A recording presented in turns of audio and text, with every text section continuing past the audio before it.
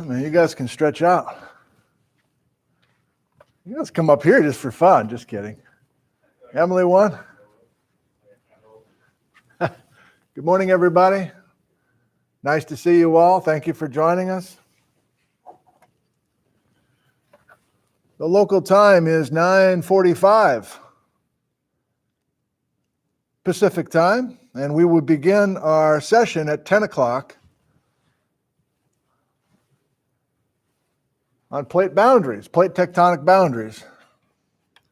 Thanks for joining us. We're starting a little early because it's lab day, so we're not doing anything after class. I'll do a quick goodbye to you as soon as class is done, and then I got to go over across the hall and teach some labs. So thought I'd spend a couple extra minutes with you beforehand.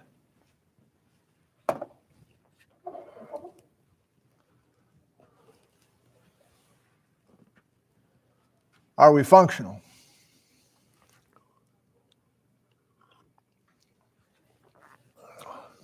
Good morning, Ashley.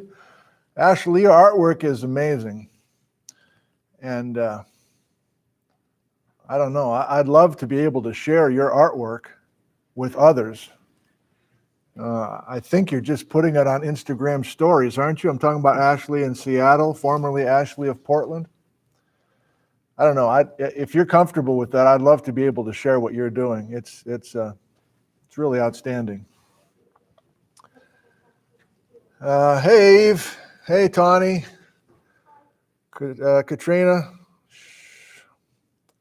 Hold it. Christina. Okay, I promised to talk to you guys a little bit more. Here we go.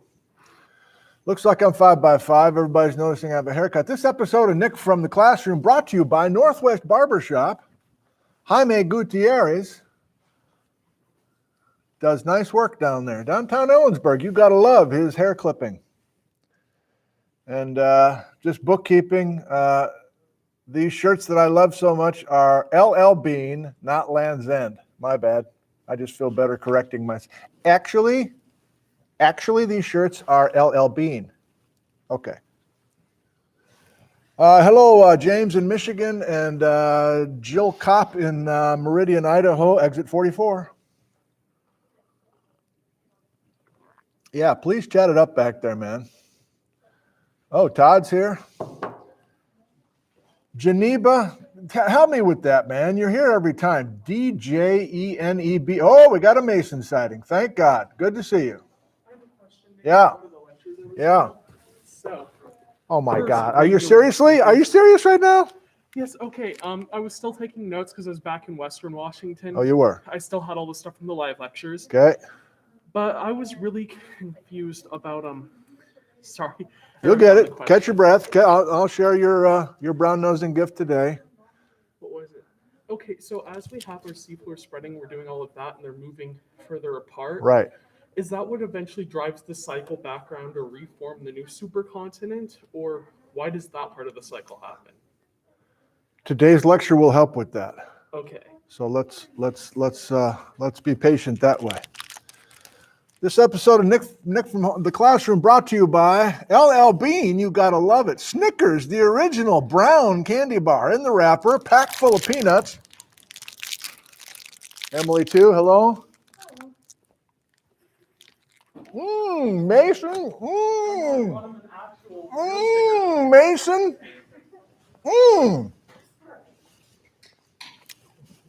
Jolt of electricity here. No, they were good too. Not the albino Snickers. A few more hellos to everybody. Hello, Todd. Carol, good morning. Joe in Denver. Half Moon Bay in the San Francisco Bay Area. That's Ray. Oscar reports that Snickers are good. Jerome is watching from Portsmouth, Virginia. Dan in Pittsburgh, Pennsylvania. Bo's in Copenhagen, Denmark. Notre Dame, Indiana. Hello, Thurston. Shake down the thunder. Don is in Los Angeles. He says hi. Glasgow, UK. Hello, Gordon. Rainy California, Glendon. We actually have a little bit of sun today. Wasn't there sun? Emily, was there sun on the way? Or blue sky? Oh, you're up from Cleellum, so you were all socked in with clouds probably, but it was a foggy up in Cleellum. Foggy as hell, reports Emily number 2. I think we're supposed. Does anybody see blue sky walking in here? No reaction? Oh boy. Oh boy. Oh boy. I don't know. I might have to walk outside right now and see if there's blue sky. But maybe not. It's very rainy in Oak Harbor, Washington, and Toronto, Ohio. Hello, Brent. Forest Grove, Oregon. Not to be confused with Cottage Grove, where my son teaches high school. Amarillo, Texas. Yeehaw! I was corrected in the live stream yesterday. This is not a scarf. This is a bandana. Thanks. Actually, it's a bandana. It's a bandana. All right. Feeling perky today. There's some energy in the room. Let's see if I can't dismantle that in the next hour. You don't have to be hushed back there, by the way. Let it rip. Let's fill this room with energy. Let it be filled with energy, especially since Jack's here. I'm going to get a double dose of you today, Jack. In the lab too, right? Tawny? Oh, see, now Tawny says get out of the way. I don't blame you. I don't blame. You're welcome. Yeah, I can stand. I can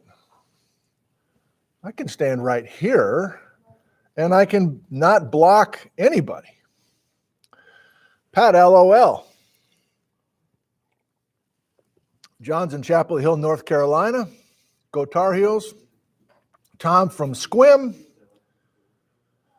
Ghostman 5826 reports it's overcast in western Minnesota. Actually, it's a neckerchief, says Chris. Thank you. Hey, Jordan. I listened to Jasmine all morning.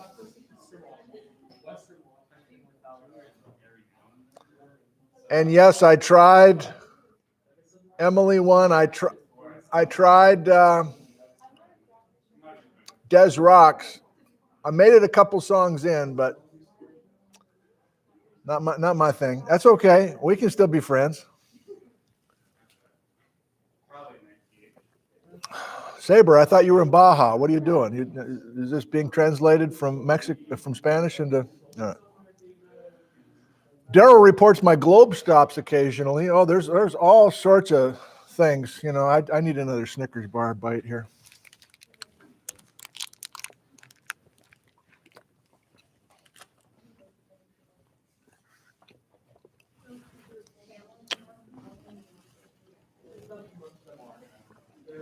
Hello, Alice in Ontario, Canada. Bill's in Sonora, Arkansas. That's an interesting place name. Bob is reporting from Sandy Spring, Georgia. Oh, I'm still blocking people. And now I'm spitting Snickers all over my laptop. Not good.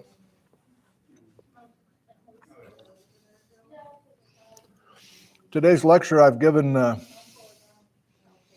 pretty much the same way since 1987, so I'm not proud of that, but I think it works. We'll see what you think. So I'm not really concentrating on what we're going to talk about because I can do it in my sleep. Another Ontario. Nice to see you Canucks here. Pennsylvania Poconos. Yeah, Groundhog, Poxitani Phil. Good morning. Remind me of your name. J. Oh, how could I forget?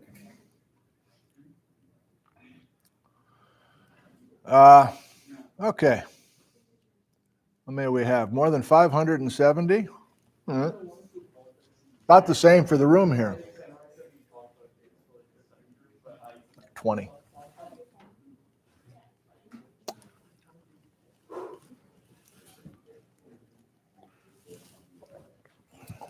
I'm going to go chat with the students.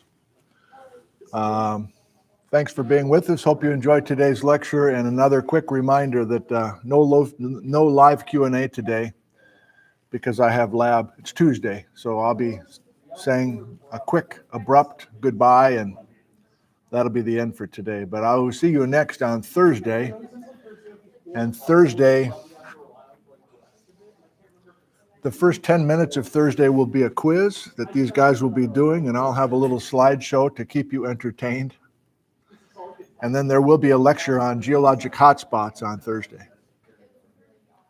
Just 40 minutes instead of 50 minutes. Okay. Nick was like, we have 4 lectures total that we're like really gonna go back and look at, and I don't know if today's 3 out of 4 or 4 out of 4. Today's 4 out of 4. 4 out of 4. Yeah, I still ended up doing all of my notes on these. All right. My breakdown and everything. Your breakdown. Oh, your breakdown of your I was notes. saying note breakdown, and then I was also gonna make a pun about Pangea. Oh, that's. You ruined it. You were going. Oh, break down, break up. Oh, JC, you're going to get a double dose of me today, right? I'm going to see you in the lab as well. Yeah, absolutely. Oh, I'm excited for that.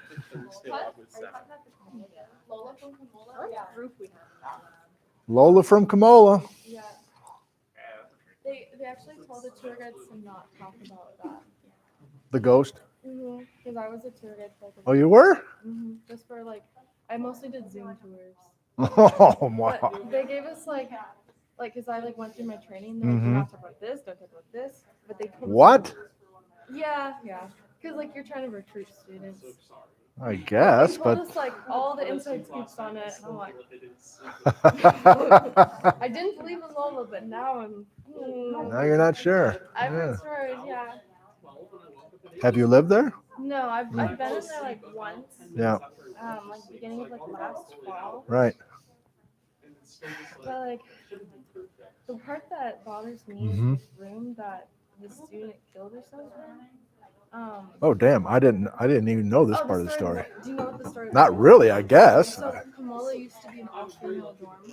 Okay. And the girl who killed herself in the Yeah. dorm had a boyfriend that was at war, and he either died or she thought he died. I can't remember. And so she killed herself in her dorm room, and that dorm room is now a storage closet. So. Okay. Well, yeah. That's a little uncomfy. Yeah. So come to Central. Yeah. So I don't. Right. On tours. You too can. No. Yeah. That was one of the nicest dorms. I wish I lived. Oh yeah. Yeah. So why did they even tell you the story? If then they come right around and say don't tell it. Well, just to be aware of it if someone brought it up during a tour, and just because we like that. Well, I can't imagine doing a tour for new students by Zoom. I mean. Yeah, it wasn't very fun. I'm sure. Only if people were active on Zoom. Right. But we got a lot of blank screens. So. That's always fun. Yeah. Wow, you do it all. So you run cross country and then you do. They shut the program for tour guides down. They did. I'm pretty sure. I don't know. I know my boss got laid off. That was the last I've heard. Oh. They let me go. Oh yeah. People. She got let go. And right. I don't know.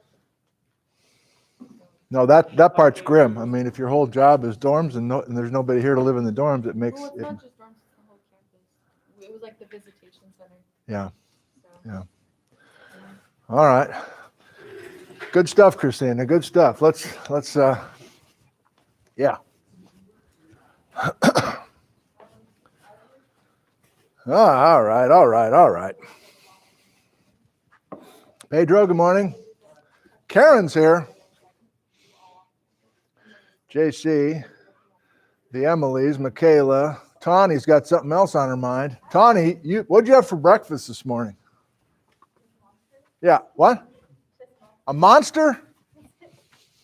This episode of The Classroom brought to you by Monster Energy Drink. I was just wondering, how many bandanas do you have? They're scarves. Just kidding. Somebody corrected me. It's a handkerchief. Yeah, right. Yeah, I don't know.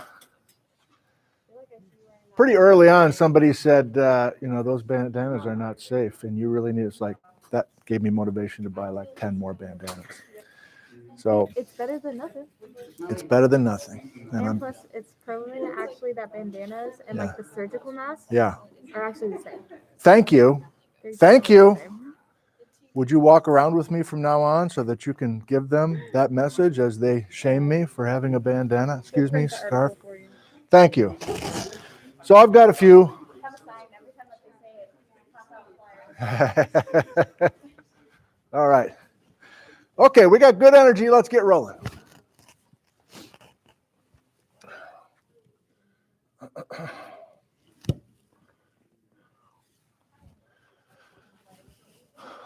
Students, good morning. Thank you for joining us. I welcome you with open arms. I welcome you with open arms. We are in the heart of the matter now. We are in the guts of the class. We are in the whatever phrase you want. This is important stuff, and today we'll get a lot of mileage of for the rest of the quarter. So without a whole lot of cheerleading, we're going to get right into it because the energy's good, and we're going to make it happen. Please remember that the next time I see you will be Thursday. No class tomorrow, of course. Tomorrow's Wednesday. And yes, I am giving you a quiz.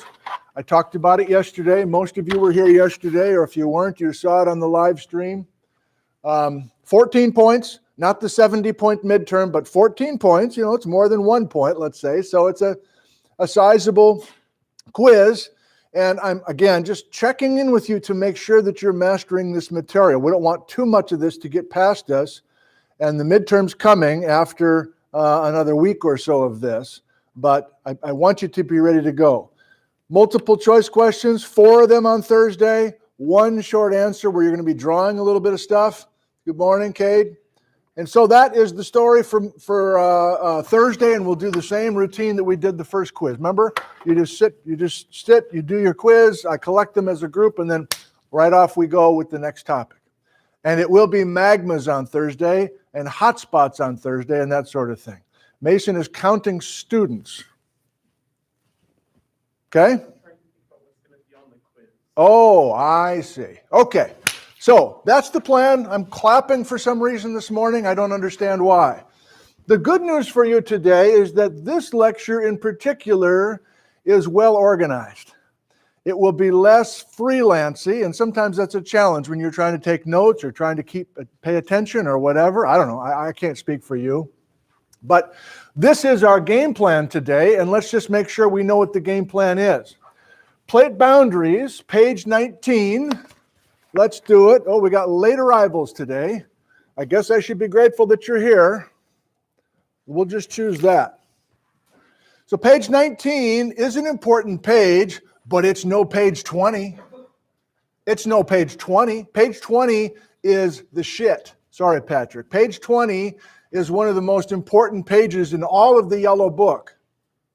But before we get to page 20, let me just set the hook. Page 19 has a bunch of black lines on it. The black lines are what? They're plate boundaries. So the only thing we're doing today, I'm saying only, but there's a lot we're going to talk about today. What we're doing today is globetrotting and going around to these black lines and realizing that plate boundaries are different at different places. And we have labels for the plate boundaries. Some of these black lines are divergent plate boundaries. Some of the black lines are convergent plate boundaries, and some of them are transform. You're settling in now. You're settling in. And bookkeeping-wise, there are 3 different types of convergent plate boundaries that we will break out today. So it is a systematic day. It's an organized, systematic day. We start here. We'll spend almost all of our time with the middle, convergent plate boundaries, and then we'll finish with, I'll toss in just a little bit about transform stuff as well. So if we want to look quickly at page 20, let's go ahead. Since I said page 19 we've already discussed, that was last couple of times. But page 20 is a big, big deal. You've already heard me say it 3 times, so I won't say it much more. We're going to be marking up page 20 if you're doing well in the course. You're going to be jotting down places, mountain range names, rock types, earthquake and volcanic hazards right on or next to or somehow corresponding in your notebook to page 20.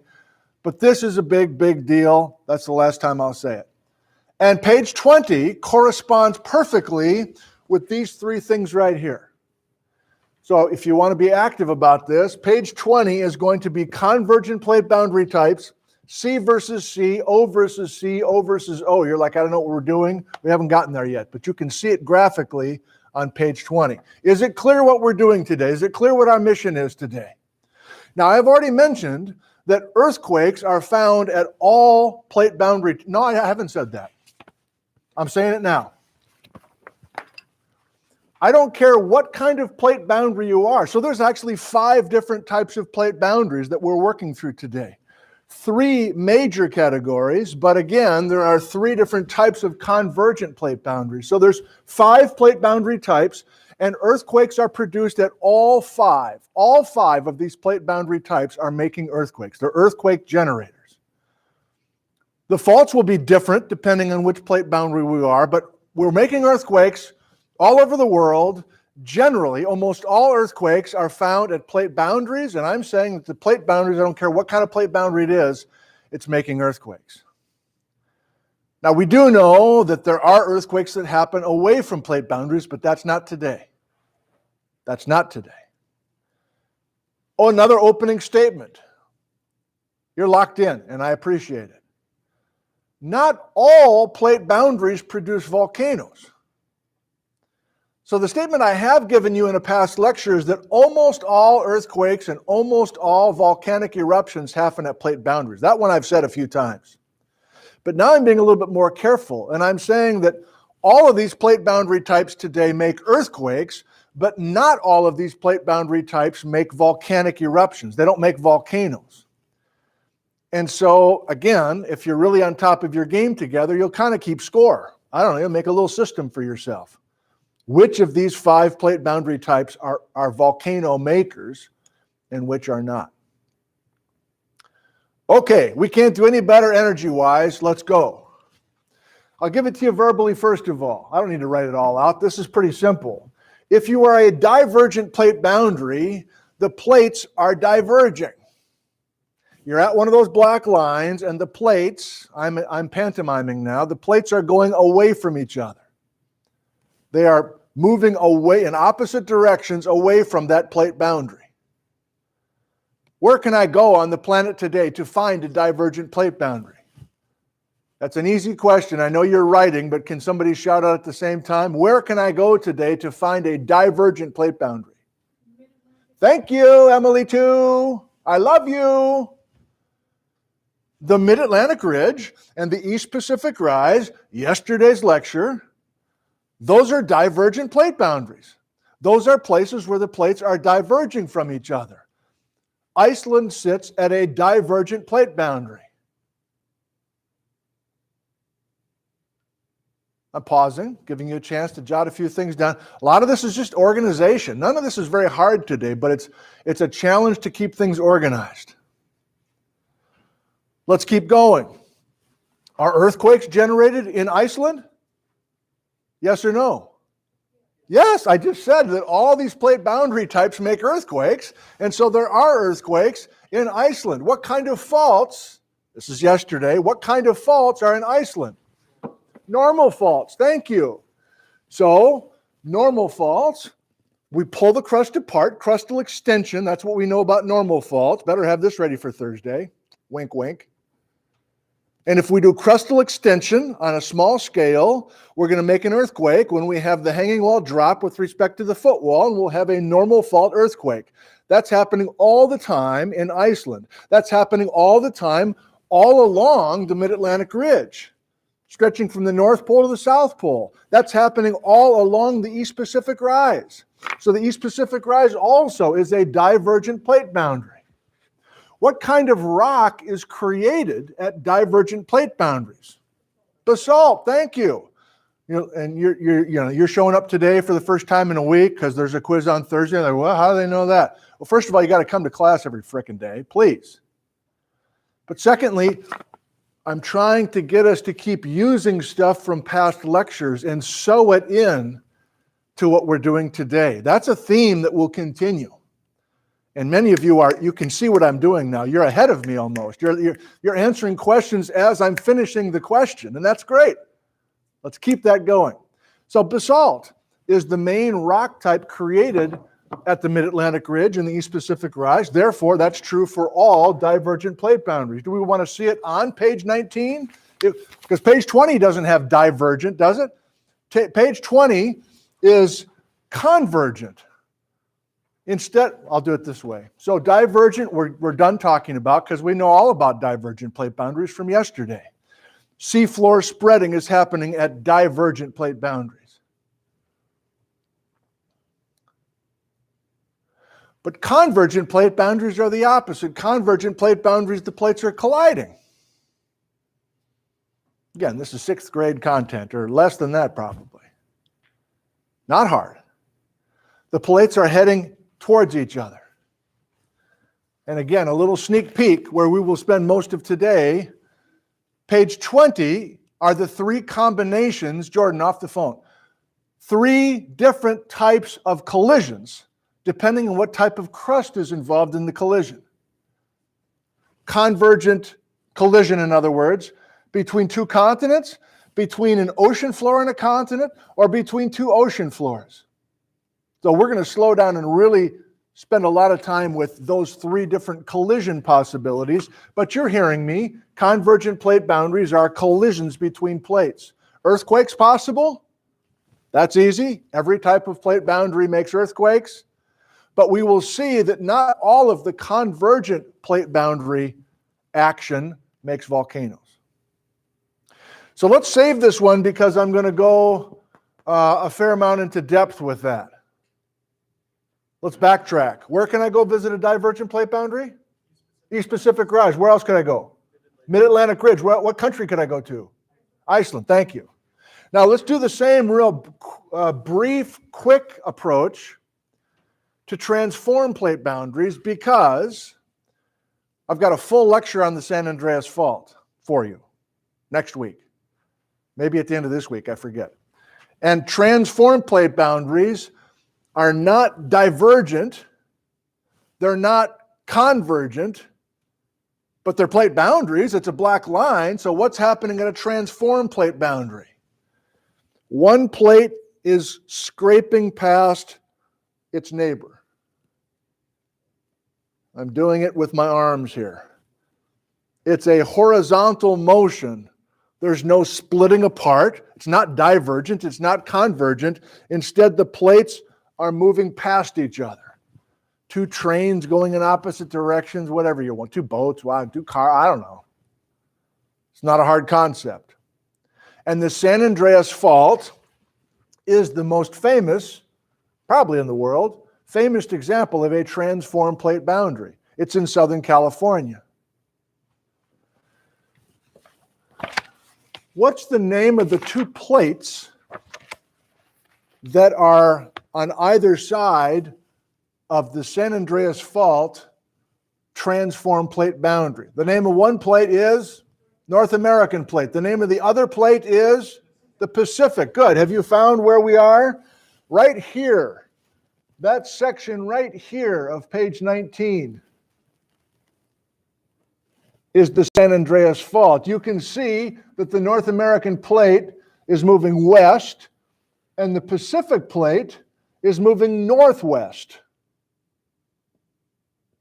Those are our directions, by the way. We're going to kind of commit to memory. The North American plate moves west, the Pacific plate moves northwest, and so if you do those 2 motions simultaneously, you're not going to get a collision.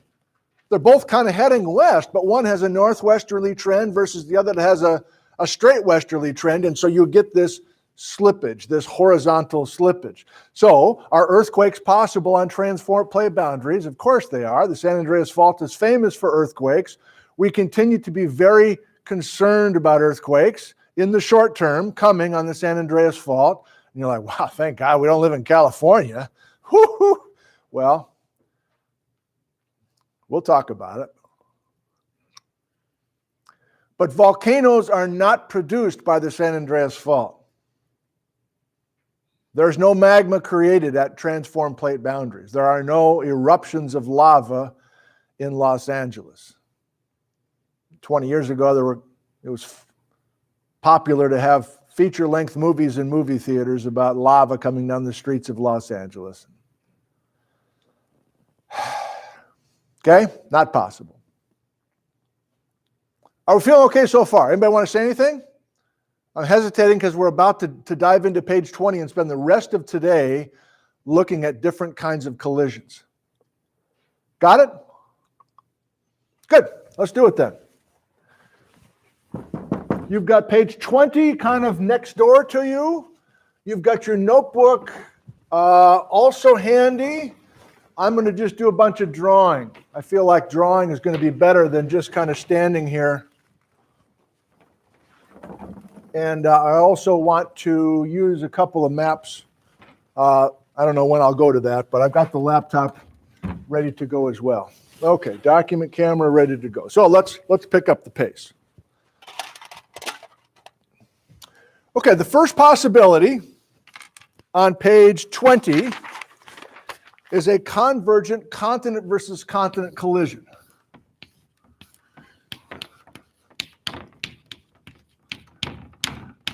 Now, from the last couple of lectures, we know that continents are not the same as plates. Continents are portions of plates. But we're focusing on the crust type in these two tectonic plates that are colliding. So I'm not saying that the entire plate is continental crust on either side. I'm just saying that when we do have two tectonic plates, these are all cross sections. All this stuff I'm going to draw up here. Oh, person with scoliosis. All this stuff I'm going to draw on the chalkboard is side view now. I'm not going to put a little stick person every time, but you've got those cross sections on page 20 as well. So we have a head-on collision between two continents.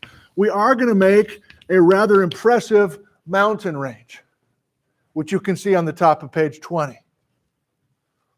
Earthquakes? Absolutely. Absolutely. Volcanoes? No. So we're going to make monster mountain ranges that are non-volcanic if we have a convergent continent versus continent collision. You see how we're kind of using some of these words? Convergent is the plate boundary type, meaning the plates are colliding. And now we're at convergent continent versus continent. The two pieces of crust involved are two continents. Earthquakes, yes. No magmas that are erupting out of the surface. So what do we have? Well, here is the signature. Here is the telltale sign. In other words, here are the rocks that you get. When you have this type of a plate boundary, these are the rocks that you always find in the guts of the mountain range. Folded sedimentary layers. Metamorphic rocks a little deeper into the mountain range. And granite in the core of the mountain range.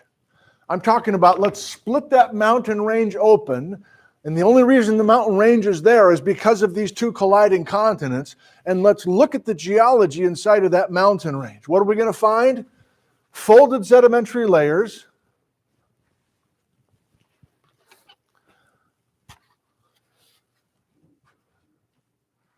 What are these things I'm showing you right now? They're folds. What are the two names of folds that we have already?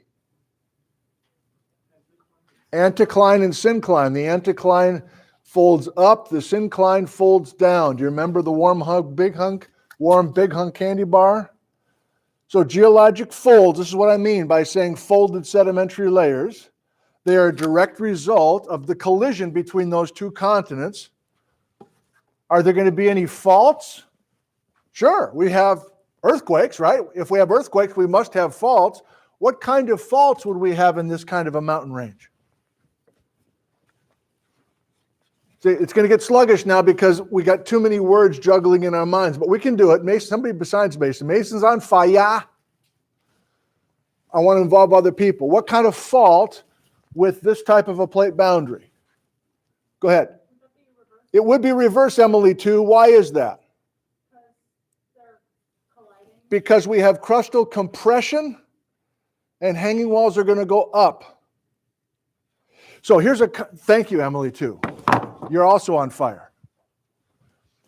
This is a scale thing, and it's a thing that typically gets confused. I'm going to give it to you verbally. Ready? I'm going to backtrack just a little bit. Divergent plate boundary, that's a global scale thing, but if you zero in at the divergent plate boundary, there are normal faults.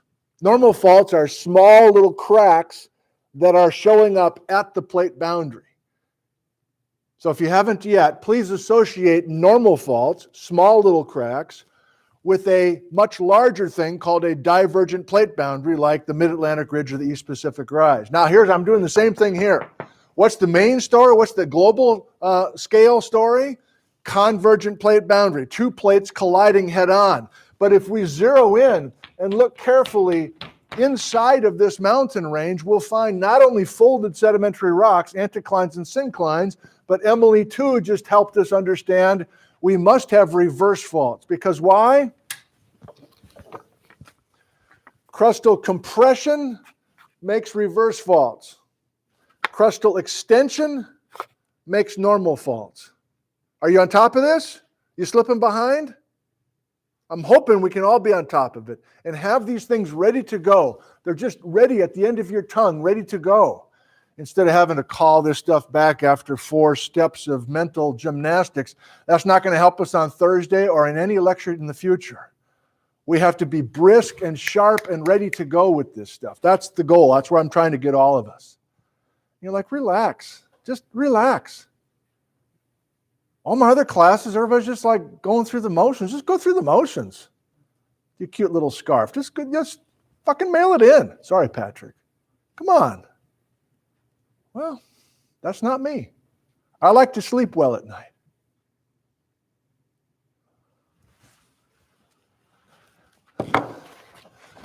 So, reverse faults in the heart. I've got them there for you right there. I did this here, but I also did it for you at the top of page 20. You saw that, right? Folded sedimentary, metamorphic, granite in the core. Now, we got to be careful. There is some magma in the heart of this continent versus continent mountain range, but we don't have eruptions.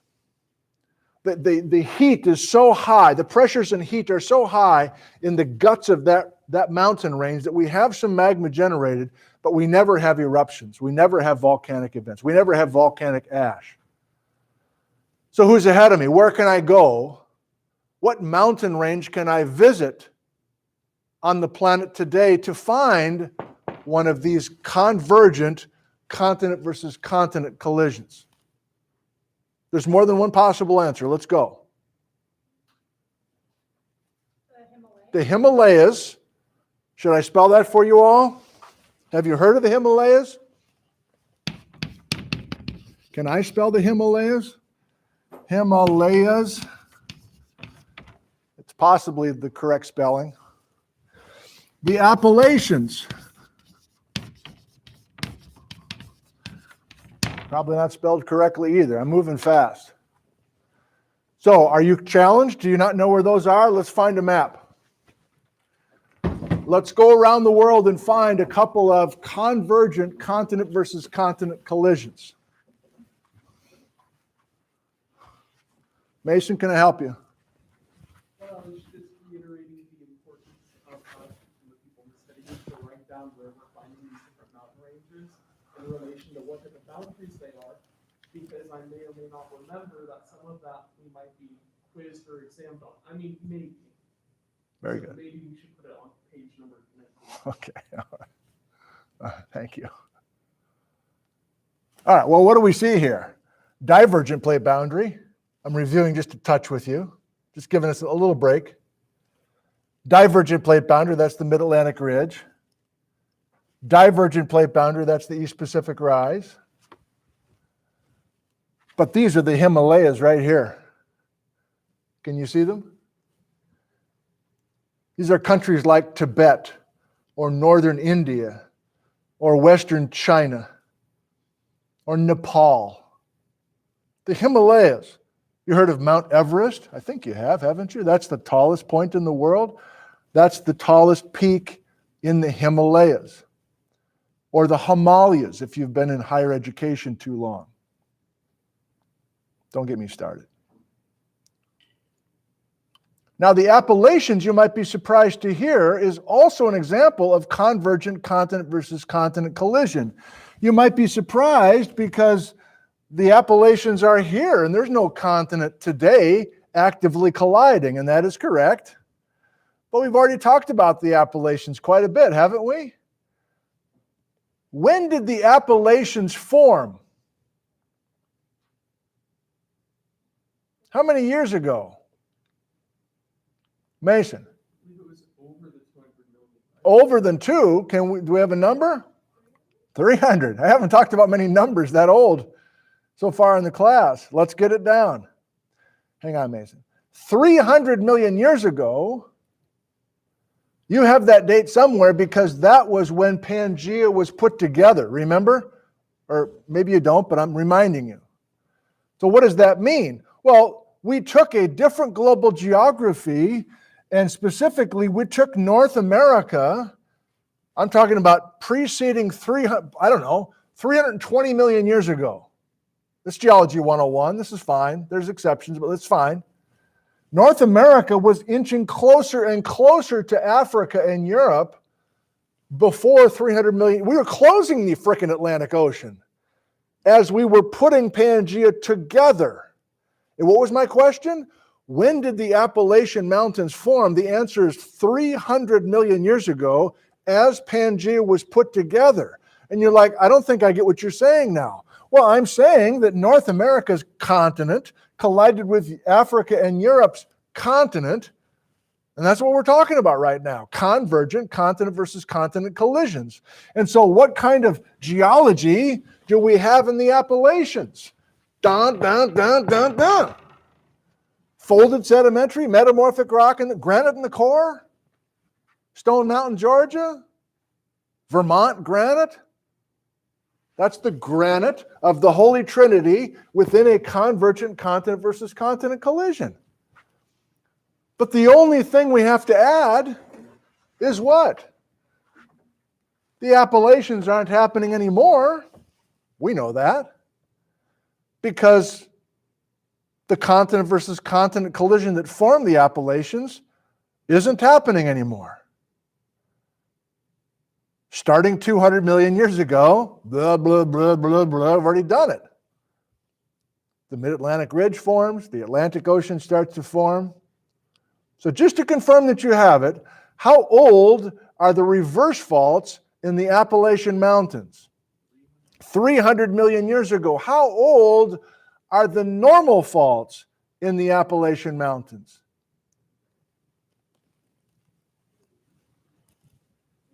200 million. That is correct. I made a weird face there, but I was just stalling for you.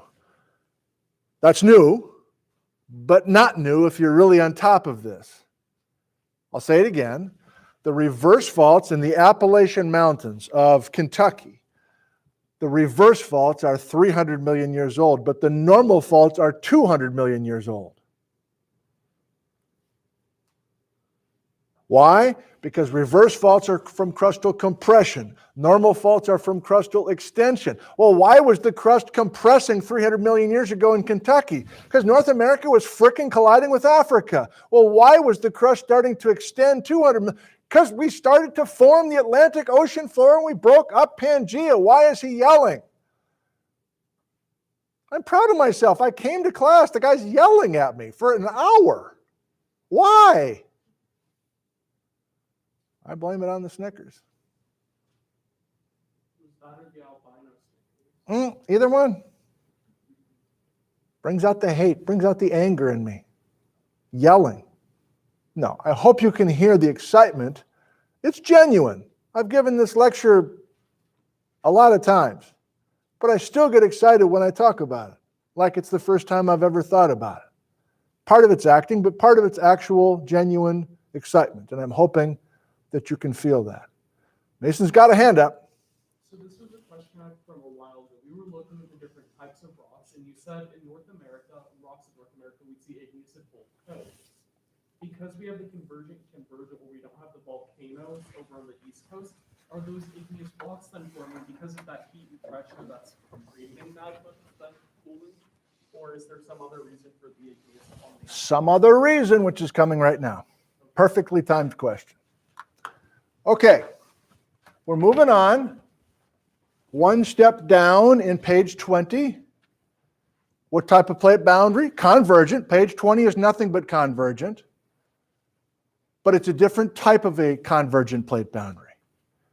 It's a continent colliding with a piece of ocean floor. It's not a heavyweight bout. This was a pretty even fight, if you want to think of boxing. And who doesn't?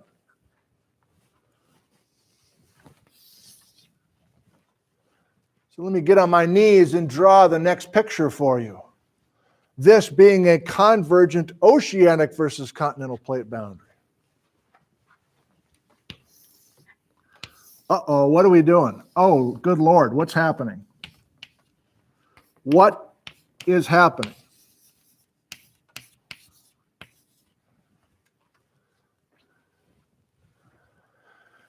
The answer is we have a mismatch. We have two tectonic plates colliding, convergent, but ocean crust by definition is significantly different physically than continental crust. And so for the first time, we're going to destroy a tectonic plate. Now let me give you some verbal rules or verbal statements, and then we'll flesh it out a little bit. But we're going to do the same process with this type. We're going to eventually go to places and the whole thing. Okay, statement number one. Continental crust never subducts. And you're like, well, I don't even know what subduction is. What do you mean subduct? I mean this. Do I have to write it for you? Do I have to?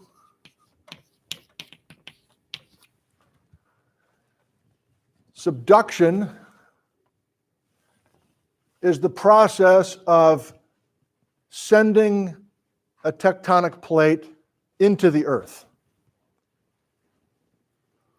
Subduction is the process that I will casually refer to as destroying a tectonic plate.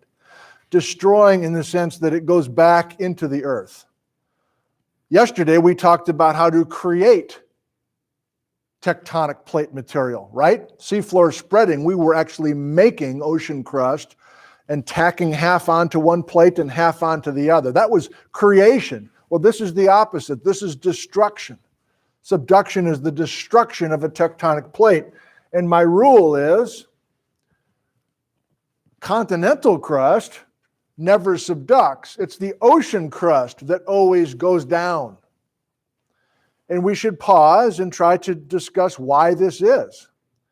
Why is it the ocean crust that subducts and not the continental crust? And we got people at home right now doing the actually thing. Actually, there is continental crust.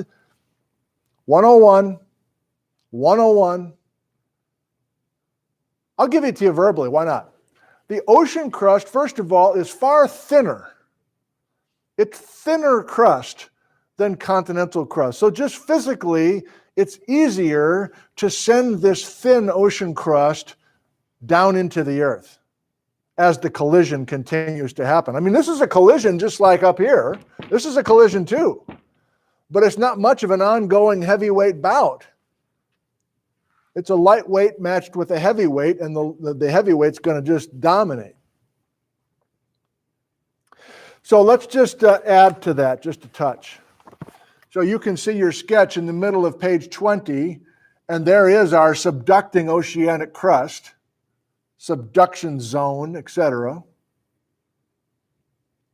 But let's look just real quick at 21. Would you mind?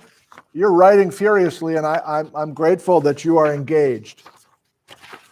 21 is a very simple way to look at differences between the ocean crust and the continental crust, just to help us see why this subduction is happening with ocean crust only.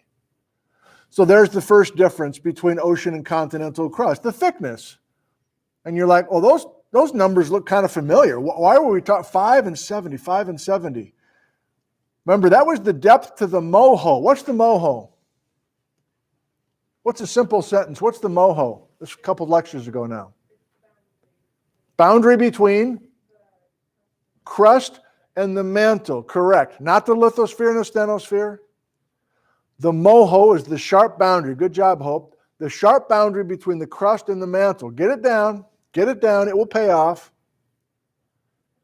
So if the moho is the base of the crust, and it is, it's the boundary between the crust and the mantle, the moho, then now I'm actually giving you global depths to the moho. In the oceans of the world, the moho is only 5 kilometers down. So therefore, the crust of the oceans are thin. Whereas the depth to the moho in continental settings, the continental crust on average is 70 kilometers thick, far thicker than ocean crust. So if you really want to be on top of your game, you could go all the way back to 17 if you wanted. And there is graphically the difference between 5 kilometer moho depth and 70 kilometer moho depth. And you might actually put, it's so weird, I got to do this all backwards for the document camera. I always struggle if I'm not a lefty and then I'm going, just FYI. So there's ocean crust, only 5 kilometers thick, and here's continental crust, 70 kilometers thick. Substantial difference. So if we have these collisions, and it's 2 pieces of continental crust that are 70 kilometers thick, well, that's fine. That's fine. They're both 70 kilometers thick, and we do not have subduction in our top picture. But now, if we have ocean crust, this thin ocean crust involved in one of these collisions, it's going down, baby. It's going down. It's going down hard. But it's more than a thickness difference that encourages ocean crust subduction. And you're like, I think I'm losing interest. I don't think I really care about subduction. Well, you better. Subduction is what's happening right here in Washington. If we didn't have subduction, we wouldn't have these absolutely mind-blowing, scary, great earthquakes that are a major problem. They are subduction related. Mount St. Helens, Mount Rainier, active volcanoes here in Washington. They wouldn't be there if it wasn't for subduction. Subduction is a huge concept that we'll talk about the rest of the quarter. So we're slowing down to make sure that we really get why this subduction is happening here, not in Timbuktu. It's happening here. A subducting ocean plate is subducting beneath your backyard. Literally. So I'm skipping around now. I promised this would be systematic, but I guess I am freelancing a little bit. You knew that was coming. The other significant difference between ocean crust and continental crust is the density of the material. And this is also a factor in why ocean crust tends to subduct way more than continental crust. And I got to choose my words carefully now, okay? You can see it there on 21, high density, low density, but what do I really mean? Okay, do you know what density is? Density is mass per unit volume. You have a unit volume, and the mass of that unit volume is the density. So let's have 2 rocks. I should have brought in 2 rocks that were identical in size. I did not. You can see my hands. Home viewers can see my hands. Let's say that this is a rock that's the size that fits into my claws here, that is ocean crust. And this is an identical sized rock that I'm going to grab from continental crust. Ocean crust, continental crust. Mass per unit volume. This is the unit volume. Same volume in both claws. I'm a raptor. The minerals in the oceanic crust have a higher specific gravity. The minerals in ocean crust is different than the mineralogy or the kinds of minerals that are in continental crust. We don't want to go into a discussion of why, because I don't really understand why. But the planet has evolved to the point where the ocean crust is a very different collection of minerals and therefore different kinds of rocks, basalt, than the continental crust. And you know what I'm doing now? I'm holding this ocean crust lower. It's heavier. The ocean crust has a higher density than the continental crust. And I'm choosing this and I'm doing the claw routine, weirdly, because the mistake you can make is, oh man, I bet you that continental crust is super heavy, dog. I bet you that's really heavy. That's so thick. Think of the weight of that continent versus that ocean crust. It's not what I'm saying. I'm saying mass per unit volume, this ocean crust is dense. So if you have thin crust that's also high in density, of course it's going to be the plate that goes down. Of course it's going to subduct. So think of continents as almost like styrofoam compared to the ocean crust. Think of continents as thick and buoyant, like it's a styrofoam floating in the lake. Got a little beer out there. Okay, fine. Hot summer day. The continent is thick and buoyant compared to this ocean crust. I'm not even going to ask if there's questions because you'll ask about physics, and I don't know about physics very much. But now that we have that difference, I hope that you can see that we do have subduction of only the ocean crust. This is continental crust. It's thin and dense. It's thick and buoyant. And now I've hit that real hard. Why do we care about it? Well, magnitude 9 earthquakes generated worldwide in these subduction zones. Magnitude 9. Have you heard of such a thing? They're a thing here in Washington, in Japan, in Sumatra. We'll have 2 lectures devoted to those great earthquakes. It's scary and humbling all at the same time. But also, and I'm sure you've heard this at some point, subduction is also a magma generator. There you go, Mason. The magma is typically forming at the margins of continents because we usually have subduction at the margins of continents when we do have a convergent setup. So this is a callback to that sketch a few weeks ago where I had these scoops of ice cream on the margins of a continent. What I was drawing, I didn't tell you at the time, what I was drawing was a subduction zone. And the destruction of ocean plate material, making large batches of magma and sending that magma to the surface, and yes, feeding a volcano. Is it melting the ocean crust? No, it's more complicated than that. We don't care. We don't care. It's 101. We are generating large volumes of magma as a direct result of subduction of the ocean floor. Before I lose steam with you with this sketch, let's finish out our program today. Where can I visit? What mountain ranges can I visit today that are a great example of convergent oceanic versus continental? Cascades, thank you. Our volcanoes, the Cascade Range, are a great example of convergent oceanic versus continental. Earthquakes, yes. Volcanoes, yes. I'll give you one rock name. I'll give you not folded sedimentary metamorphic granite. That was up here. I'll give you one rock name that is a common rock found in mountains formed in this plate tectonic situation.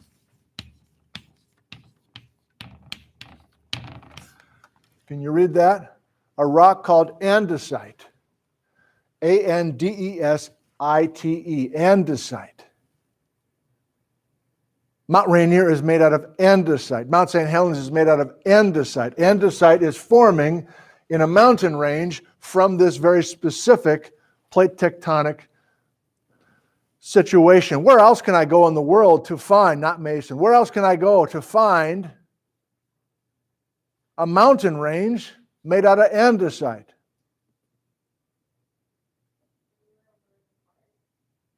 Anywhere in the Ring of Fire. Where could I go, Mason? You are not to be denied. I said anybody but Mason. You put your hand down and then you put it right back up again. You just want it. You just want. Yes. I like it. I like it. Look at this.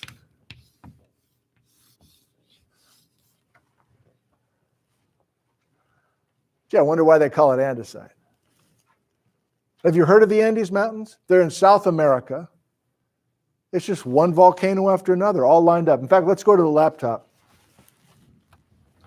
Mason, you know I'm playing with you. You know that I love you.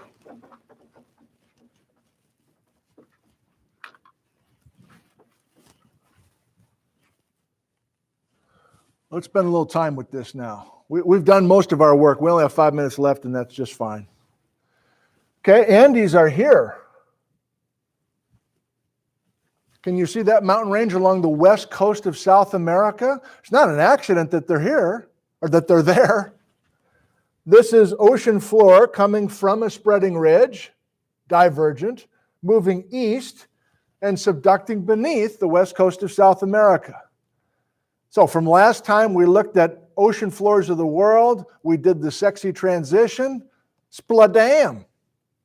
We decided that the East Pacific rise was actually spreading faster than the Mid-Atlantic ridge. But that doesn't mean the Pacific Ocean basin is getting wider. Why? Because we're subducting all that Pacific Ocean floor crust. I'll give it to you verbally. Where you have subduction, you usually have something called an oceanic trench. You've heard of it, like the Marianas Trench, maybe? It's where the ocean floor just drops out of sight. Trenches mark where subduction is happening.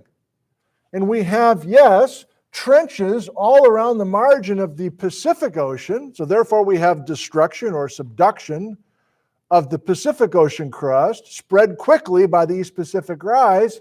And we essentially have zero trenches around the margin of the Atlantic Ocean. And therefore, even though the Mid-Atlantic ridge is spreading slower, it's not being destroyed. And you're like, why is that?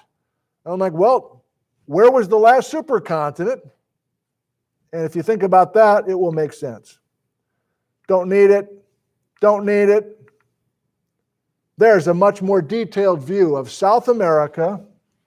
I guess I need a cute little dainty pointer. I guess I just decided I need that. East Pacific rise, divergent. Trench, you see that little shadow there? Andes Mountains, made out of what kind of rock? Andesite. Oh, animation time. Oh, it's on a loop. Damn, girl, it's on a loop. This thing's on a loop. We'll look at this a lot.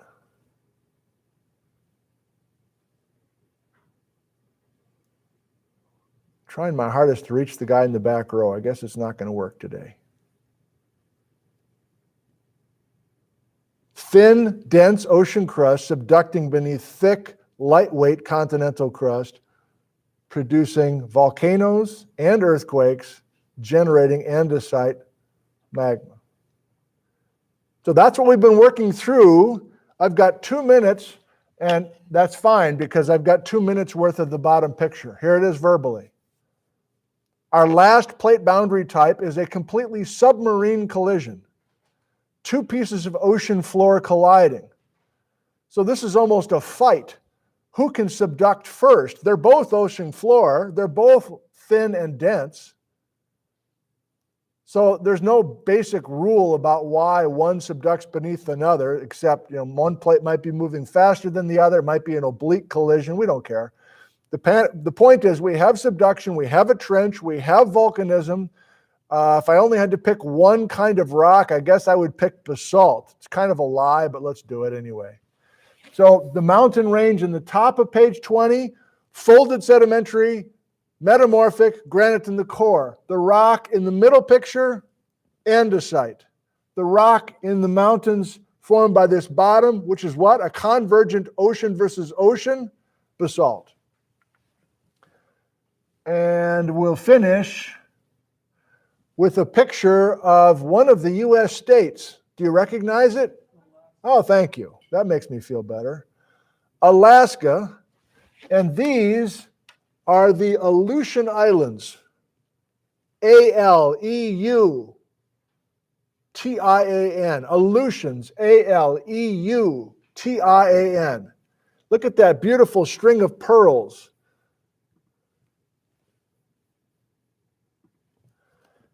And that is marking, especially way out here, a convergent oceanic versus oceanic collision. Trench, subduction. And for years, people couldn't, like, why do we have these islands out here in a line? This is so weird. Like, this is like early ship people. Dude, check it out. We got more islands in a line. This is so weird. And we now know those island arcs, or those lines of volcanoes, are a direct result of colliding ocean tectonic plates. And the volcanoes are marking a plate boundary, which conveniently is the topic today. So to be precise, the outer Aleutians, meaning the Aleutian islands that are further out, would be a good example, maybe the only example we use today. And I'm not happy just saying basalt. So let's say basalt and andesite. Basalt and andesite for the rocks that we're creating in the volcanoes. Yes, it's volcanic for sure. Subduction always makes volcanoes. Convergent ocean versus ocean, outer Aleutians, basalt and andesite. I'm done. You're done. We are done. And I thank you for coming today. I won't see you tomorrow. I will see you here in lecture Thursday, 10 a.m. for our second quiz. I will see a subset of you in just a few minutes across the hall in lab. Otherwise, please go to your lab. Please continue to go to your lab and enjoy all the wonder. Fill in the blank. Thanks for coming. I love you. Goodbye.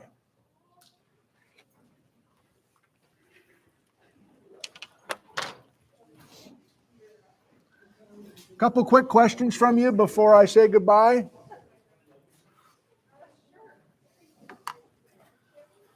Do you have a question or two in uppercase? I can just try to grab them real quick before I go. Nice things, nice things, nice things. Delay in the chat. Amazing Indian, is the Marianas Trench an ocean versus ocean subduction? Yes. The Marianas Islands are the result. That would be another example of just like the outer Aleutians.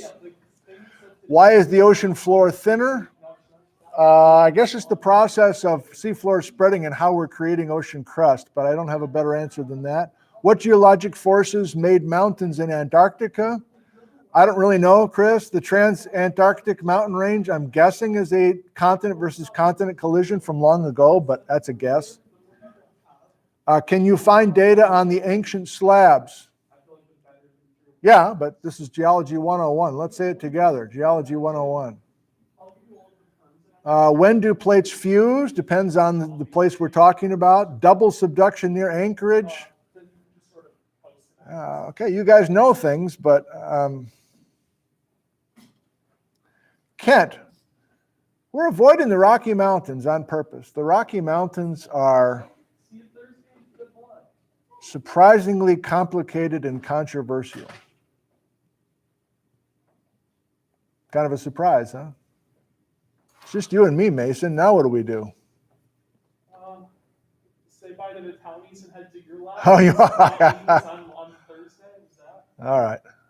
So, Mason's telling me to wrap it up. Yeah. are you in charge of, not in charge of, but like, are you the supervisor to Zach? Yeah. Yeah.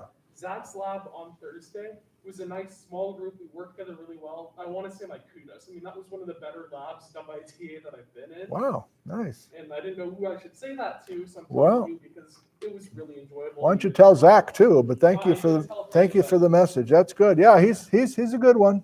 Thank you, Professor Nick. You're welcome, Mason. Engaged, even though I was Okay. I'm glad things are okay with you. That's good. I didn't want you to think that I was just like avoiding it or anything. Oh, no. You know, I'm still doing everything. Okay. Very good. All right. We'll see you. Goodbye, Mason. Goodbye.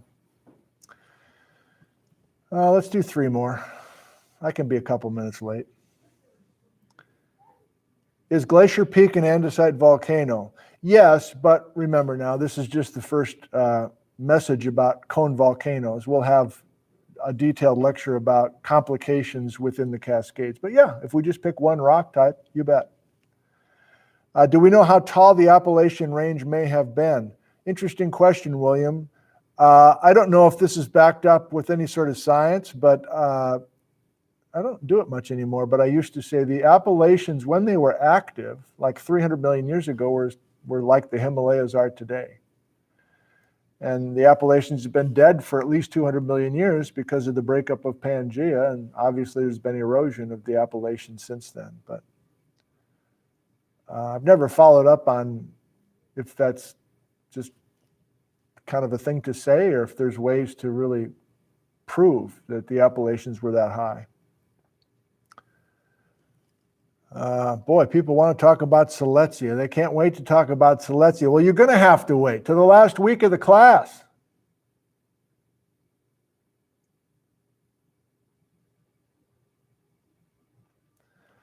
Would I consider a Zoom meeting once in a while so we can ask questions face to face? No, I don't think so. It's never enough. I appreciate your enthusiasm, but it never seems to be enough. I appreciate your enthusiasm. Okay, I got to go. Thanks for joining us. I love you. You know, I'll tell you a quick story before we quit. There was this beautiful woman walking by the house. I mean, I've never seen her before. She was just like a goddess walking down the sidewalk. And she saw me in the backyard and she walked right into the backyard. And I couldn't believe what she was starting to do.